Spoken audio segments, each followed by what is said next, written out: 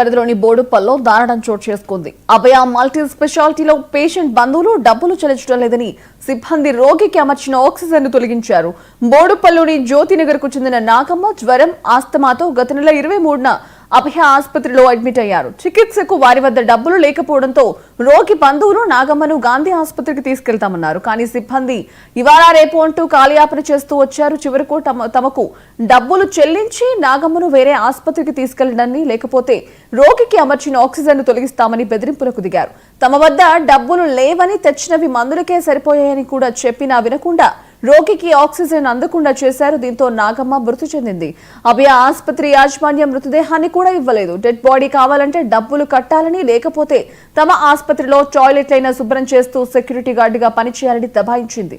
ఆసుపత్రికి ముందు కుటుంబ సభ్యులు ఆందోళనకు దిగారు. విషయం తెలుసుకున్న పోలీసులు ఘటనా స్థలానికి చేరుకున్నారు. మృతురాలి బంధువుకు నచ్చ చెప్పడంతో ఆందోళనలు విరమించారు.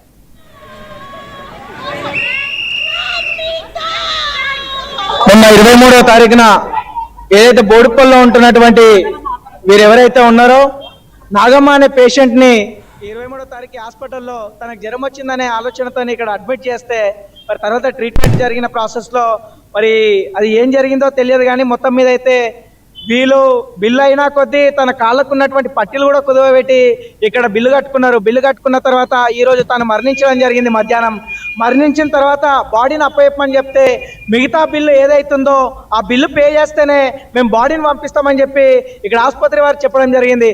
అందులో మళ్ళీ వీళ్ళు మేము కట్టలేని పరిస్థితుల్లో ఉన్నామని చెప్పి ట్రీట్మెంట్ జరుగుతున్న క్రమంలోనే మేము గాంధీకి షిఫ్ట్ చేసుకుంటామని చెప్తే కూడా హాస్పిటల్కి అక్కడ గాంధీకి షిఫ్ట్ చేయకుండా వాళ్ళు ఇక్కడే ఉండి వాళ్ళు ట్రీట్మెంట్ ఇచ్చారు. పైగా ట్రీట్మెంట్ ఇచ్చిన తర్వాత ఇప్పుడు మరి తను మొత్తానికి అయితే చనిపోయిన తర్వాత మరి మేము దానికి బిల్లు కట్టలేని పరిస్థితుల్లో ఉన్నాం, బాడీ అప్పచెప్పనంటే చివరికి కనీసంలో ఒక 40,000 కడితేనైనా మీకు బాడీ అప్పచెప్తామని చెప్పి వాళ్ళు